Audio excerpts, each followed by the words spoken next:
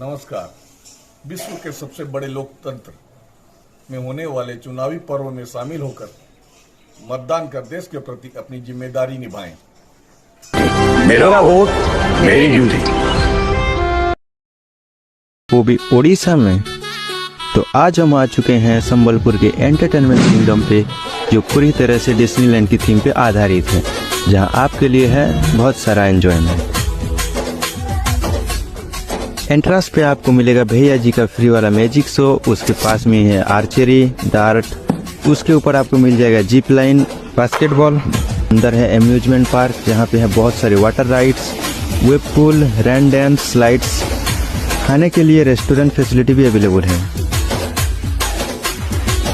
तो वीकेंड पे जल्दी आइए संबलपुर के एंटरटेनमेंट किंगडम पे। देश को बर्बाद और कंगाल करने का कांग्रेस पर भाजपा युवा मोर्चा के अध्यक्ष ने लगाया आरोप। संविधान में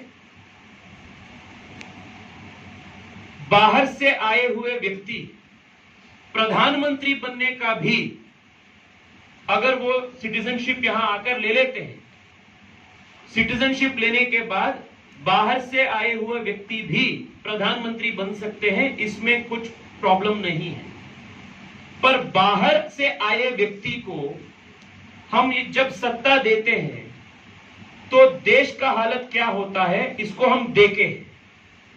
जो 2004 से 2014 तक गलती से 10 साल देश की जनता इटली के सोनिया गांधी को देश की कमान हम दिए थे,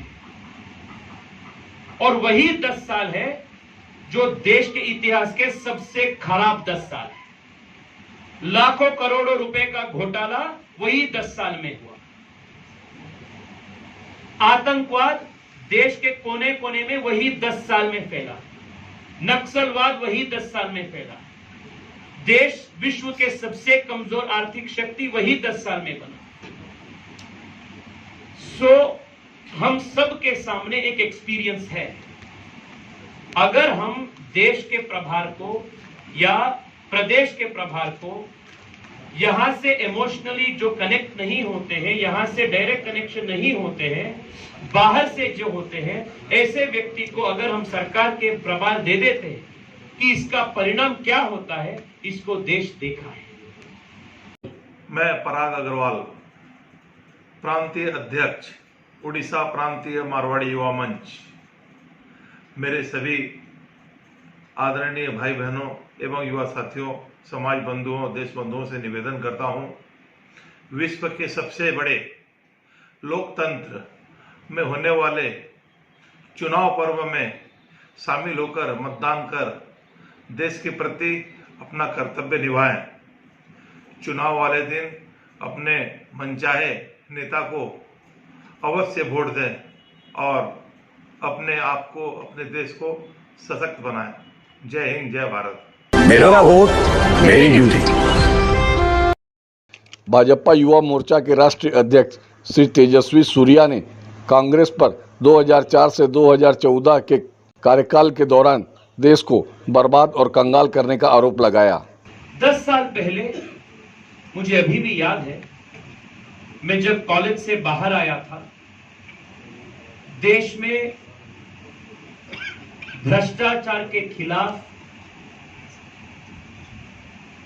इंडिया अगेंस्ट करप्शन का एक बहुत बड़ा मूवमेंट पूरे देश में जारी हुआ। जनता रास्ते पे इसलिए आए थे क्योंकि सरकार के प्रति इतना गुस्सा भी था और निराशा भी थी। 10 साल पहले के अखबार जब हम देखते हैं, हेडलाइंस जब हम पढ़ते हैं, रोज लाखों करोड़ों रुपए का घोटाला रोज देश में होता।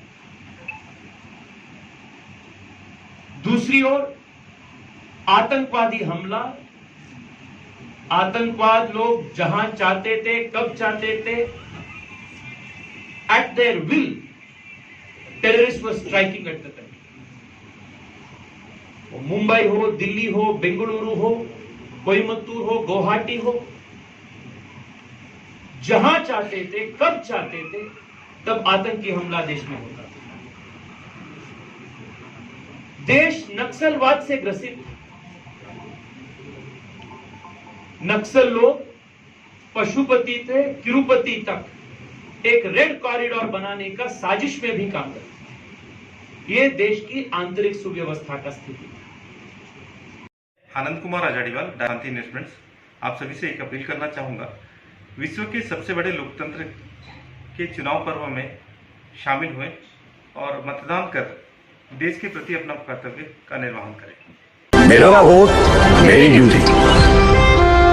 पत्रकारों से बातचीत करते हुए तेजस्वी सूर्या ने भाजपा के 10 साल के कार्यकाल को आतंकवाद से मुक्त और तेजी से विकास की ओर बढ़ने वाला कार्यकाल बताया। जब हम मुड़ के देखते हैं, there has been a 360-degree reformation in the country. आज नरेंद्र मोदी जी के 25 साल से अधिक सार्वजनिक जीवन में काम करने के बाद भी 25 पैसे का भी भ्रष्टाचार का आरोप उनके ऊपर नहीं है।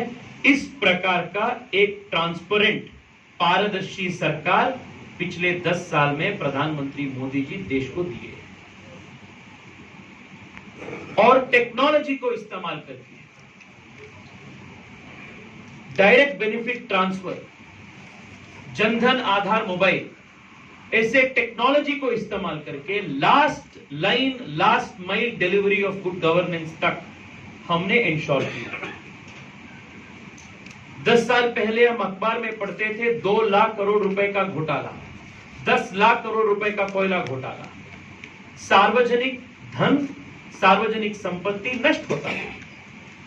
आज हम अखबार में पढ़ रहे हैं कि डायरेक्ट बेनिफिट ट्रांसफर के वजह से 34 ट्रिलियन रुपीस सार्वजनिक संपत्ति आज बचत हो चुकी है। ये फर्क है 10 साल। संबलपुर लोकसभा के समस्त भाई बहनों से मेरा अनुरोध है कि आगामी 25 तारीख को अपने मत का प्रयोग निश्चित रूप से करें। यह आपका सामाजिक दायित्व भी है और हमारा राष्ट्रीय कर्तव्य भी है। इसके लिए मैं आप सबसे आह्वान करता हूं, पहले मतदान फिर जलपान। इस अवसर पर उन्होंने राज्य सरकार पर निशाना साधते हुए पिछले 25 साल के बीजू जनता दल के कार्यकाल में राज्य को पिछड़ा राज्य बनाने में कोई कसर न छोड़ने का आरोप लगाते हुए राज्य में बाबुओं की सरकार चलने की बात कही। उनके पास कुछ नहीं है, जनता जिसको वोट दिए हैं उनका कुछ नहीं चलता है, जो यहां से जन्मे भी नहीं है ऐसा व्यक्ति यहां शासन बैकडोर से कर रहा है।